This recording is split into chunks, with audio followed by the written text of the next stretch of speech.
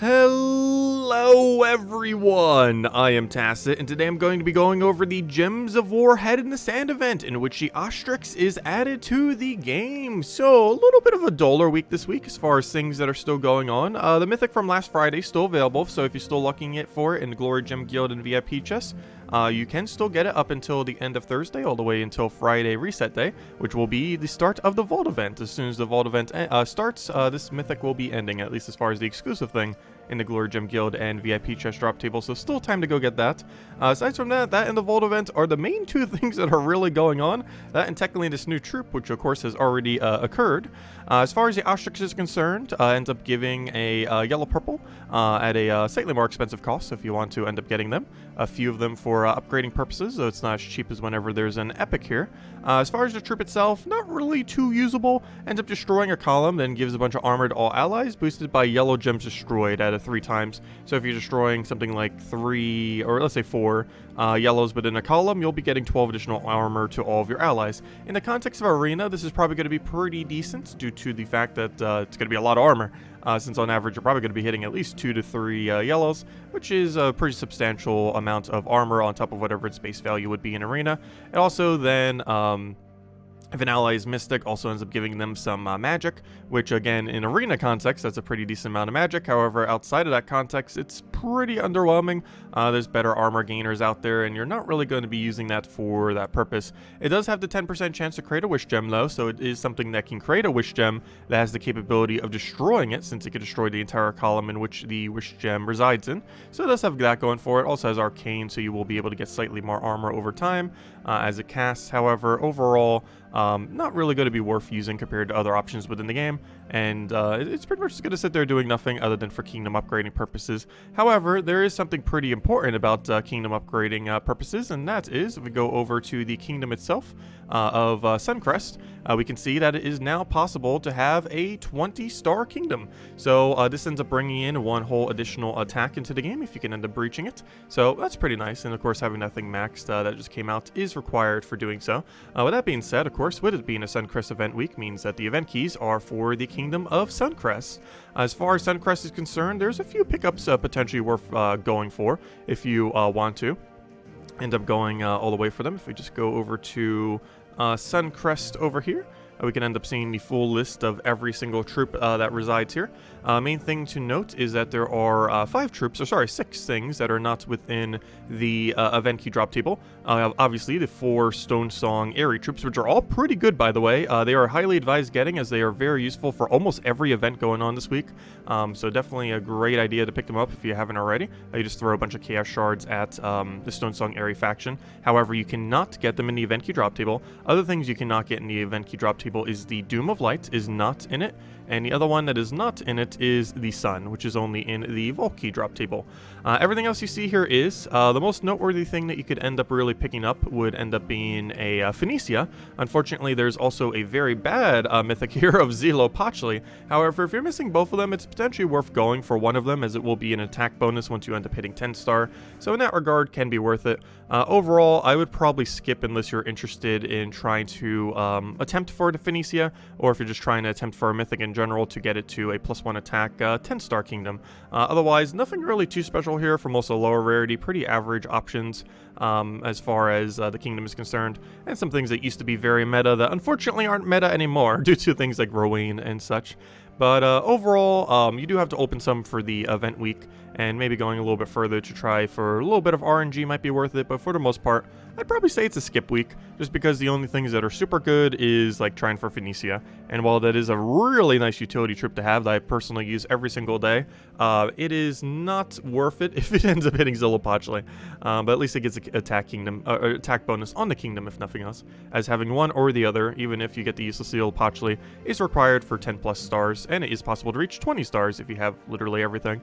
Anyways, aside from that, we have mostly just the standard ward event this week. I say mostly because there's one really huge caveat to this event. So basically, if you're buying tier 2, tier 3, which I feel like a good number of people do, this is just generally if everyone in your guild does this, you're going to be good to go. If everyone just does that throughout the week, you will have enough points in order to get all the rewards underneath the rewards tab by the time that Sunday rolls around before the end of the week. However, if you're planning on going for leaderboard or any of the higher tiers, you have to go for a little bit of a weirder order. So if you're just going for tier 2, tier 3, you know, or even just free, if you happen to be going all the way down there, all you have to do is just rarity order. Just rarity order and do not take the Wind Archer. So pretty straightforward, pretty much how you would normally expect it. Just you'll eventually have one slot that you just keep clicking over and over again, and just don't take the Wind Archer. However, it gets a lot more complicated if you're going for a leaderboard. We can actually see this if we go to the leaderboard right here. A nice example might be comparing number 5 to number, I guess, 7. So right here, as you can see, or even these two compared to each other. So as you can see here, this person who has less battles overall on the leaderboard actually has a higher score than people who have more battles. The main reason for this is there's one really weird thing with the scoring this week, and that is the Mythic of Fairy Godmother, that specific mythic room, ends up giving you a static amount of points that does not keep increasing. The one for every other room ends up increasing. So basically, if you're going for leaderboard, there's ideally 2 rooms you kind of want to avoid: the Fairy Godmother and the Wind Archer.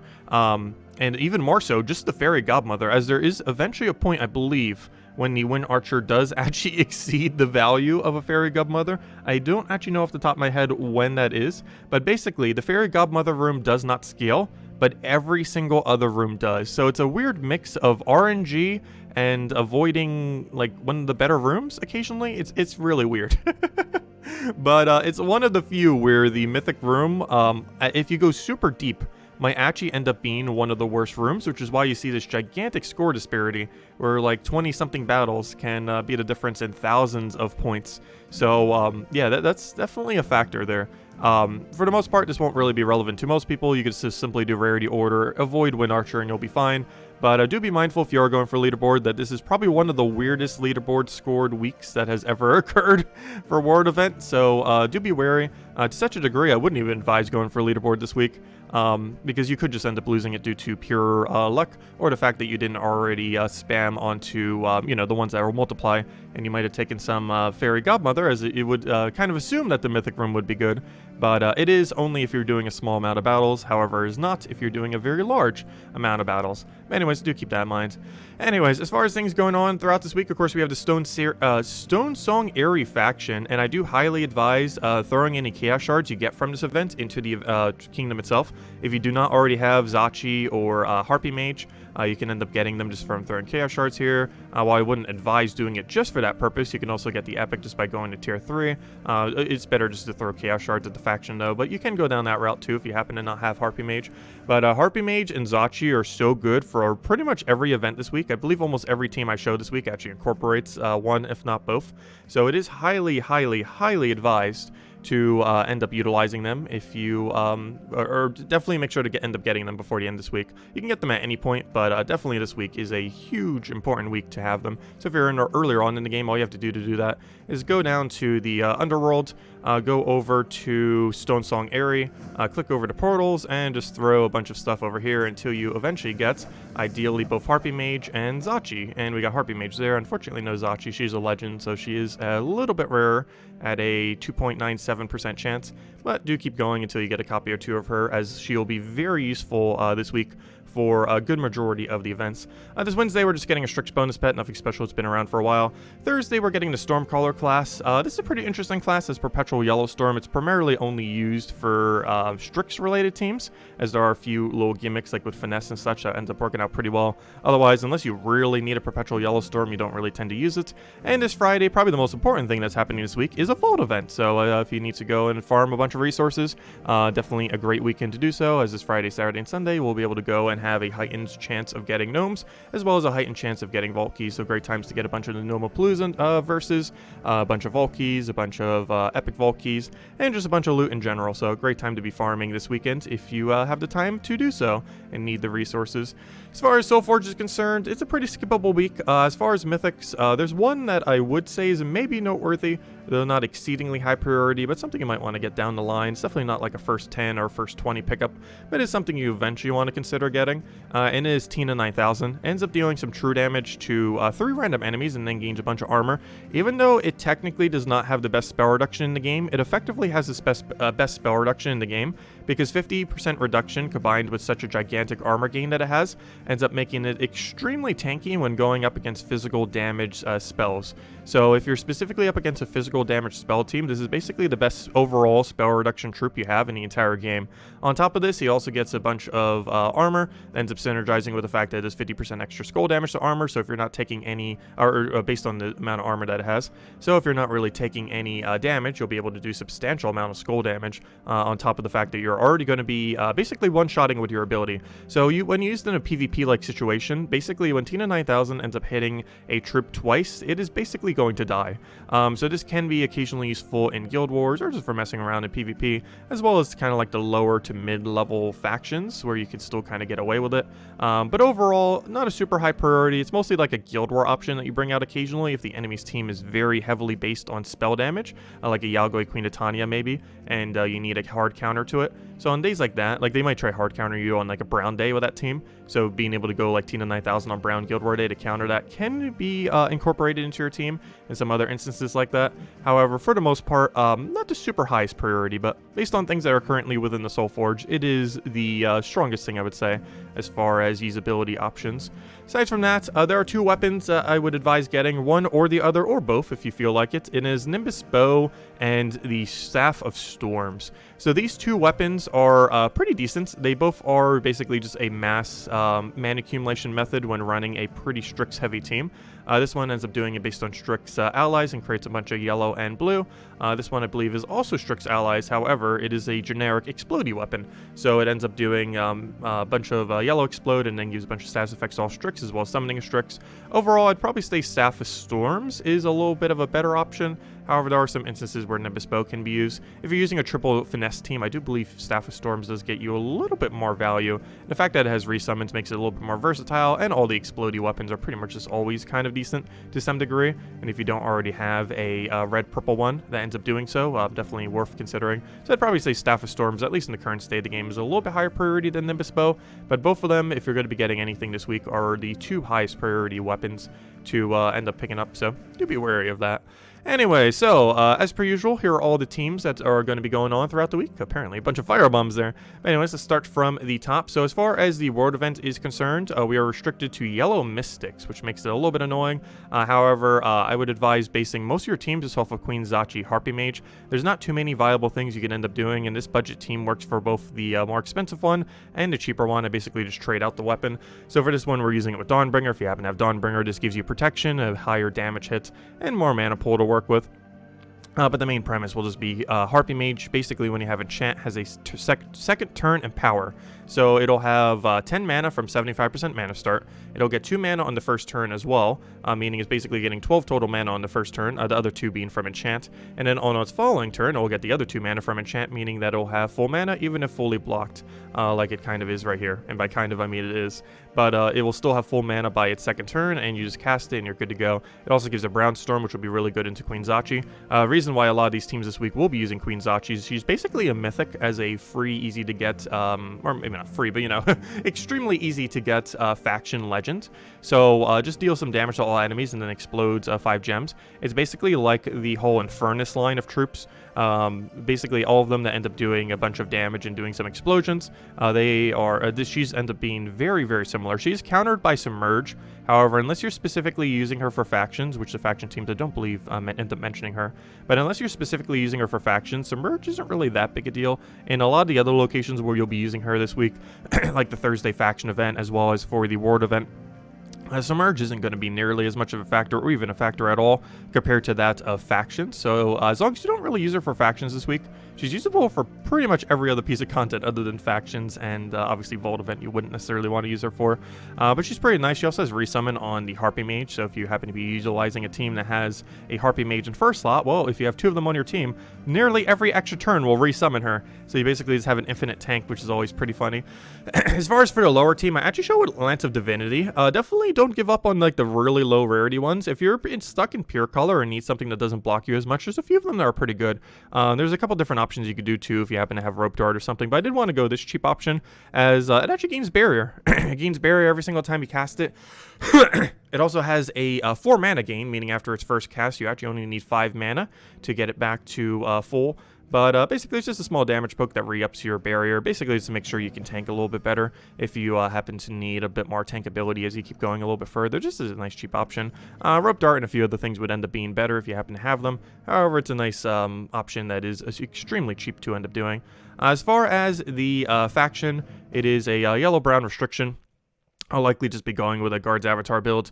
For the lower ends, this is mostly just any mana accumulating weapon in the first slot, the kind of standard Guard's Avatar into Surquet and Hadley. This is a really good combination whenever it's usable for a faction, as it's basically an alternative to using Rowain.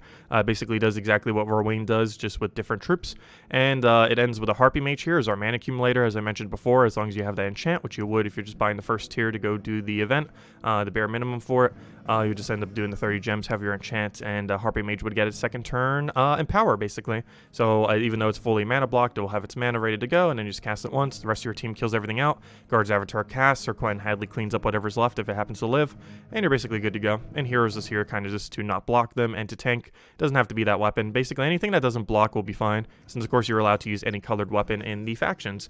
If you need something a lot cheaper, you can simply just go triple Finesse. Finesse is pretty good for running down factions. If you just need something super cheap, you just get it from the guild seals. Whenever you open a bunch of those guild keys, you probably already have 3 of them laying around, and you basically just get them ready for battle, ideally fully trade them if you have the resources to do so, and you just use it with that new weapon I was talking about, either Nimbus Bow or Staff of Storms. Well, it's not new, but it's the newest weapon for this kingdom, if nothing else. So definitely worth utilizing. And then obviously you do with Stormcaller hero class. This is mostly for the Perpetual Yellow Storm. This Perpetual Yellow Storm then allows you to do Finesse's 6 mana to all allies, and in doing that you basically just keep looping them over and over again, since after 2 of them cast it's going to be 12 mana, and that's enough to get it up. And after 3 casts that'll be enough to do your weapon if you happen to have Nimbus Bow or the Explodey weapon there. Explodey one is safer, however Nimbus Bow is slightly quicker if you're looking for overall speed. So you can kind of judge that based on what you need, based on what point you are in the faction, if you happen to have both of them and you want to run down that team. As far as pure faction, it's pretty straightforward. You just spam Queen Zachi into Harpy Mage, pretty much like everything this week. However, this one is literally just that, because that's what the restriction of the faction is. So basically, we're just going a bunch of Queen Zachis in order to pressure all of our damage. With 3 of them, you have 3 independent 35% chances every single time you take an extra turn to resummon your Harpy Mage. So you basically have an infinite Harpy Mage in first slot. Do keep in mind it doesn't re-trigger its 75% mana start, so when it does get resummoned, it will be at 0 out of 14 mana. However, you basically have an infinite tank that will never die, so you just keep casting this for gigantic AoE with some decent mana accumulation. They whittle down, and overall, I would say it's one of the easier factions in the entire game. Probably easiest 5, so you might not necessarily need potions for it. However, you are running it down today in order to go do the faction event, in order to do 500 pure faction. Should be really straightforward to such a degree that yeah, you won't even need to go that deep into potions. So if you want to, if you have the time to do like all the battles and get it done for cheaper, like for around 2,000 or a little bit less, just by spamming it down, or not by spamming it down, but by actually doing like every single room, so that you have the sigils to just spam down the final pure faction, it could be worth considering. But overall, I really don't feel like you need potions to take out this faction. It might take one that will take a few attempts, but it's definitely one of the easier factions to do within the game, just because the 2 options are just so absurdly viable. And unlike some factions that only have 1 really viable option, that one does have 2, the 2 of them. Anyways, as far as this Thursday, you basically just have to use Strix that are from Suncrest. This uses a somewhat similar team to the other ones. You could even incorporate a Harpy Mage here if you happen to be buying the first tier. However, first tier is not really needed if you're just doing the basic battles for a Thursday class event. This one's ends up showing it with Dawnbringer. However, if you don't have Dawnbringer, you could literally just replace it out with another Queen Zachi if you want, and just double up onto Zachi, so not too big a deal. Main reason we have this is not to cast its ability. However, it's for the 1 ear link, so that we can get more mana accumulation. It's also why we have the banner set to +2 brown, so that we have both the +2 brown and the +2 yellow, and in this case, technically a +3 yellow, since we have one off a banner, and the 2 things are also giving us initial +1. But yeah, if you don't have this weapon, you can replace it for a different hero weapon, maybe like a Black Manacles or something, or if you really want to, you can just double up on Queen Zachi and kind of just go down that route. Worst comes to worst, you could even just go like 3 Queen Zachis into a mana accumulator, kind of like the other team already was, so I didn't want to mention it again. You can kind of run it kind of like the pure faction, oddly enough, or even something similar, but however you want to go about it. But as far as just doing the free battles, going up to, the tier 4 thingy, or, not to tier 4 as far as buying it, but, up to the 4 reward, this is perfectly fine, and just running anything in first slot, even just another Zachi, would end up getting the job done. But anyways, guys, that will wrap it up for this video. If you still have any other questions, feel free to leave it in the comment section below. Of course, all the teams mentioned in this video will be in the description if you want to copy paste any of them. And yeah, we'll be farming the vault events this weekend at 8 p.m. Eastern Standard Time, as we do every single night. Seeing if we can get any shiny loot. The streams will probably go for a little bit longer than normal too, because it's always good to get a little bit of extra farming onto the vault event. And as per usual, we'll just kind of still be doing our 8 p.m. Eastern Standard Time streams as we do every night, with tonight mostly being Stonesong Airy faction and going from there. But anyways, guys, I hope you all enjoy your week. Best of luck with everything. A bit of a duller week, but at least we got a vault event this weekend, which will be a great time to farm up things. Anyways, guys, we'll catch you later. Thanks for stopping by, and I hope you all have a wonderful week. Goodbye, everyone.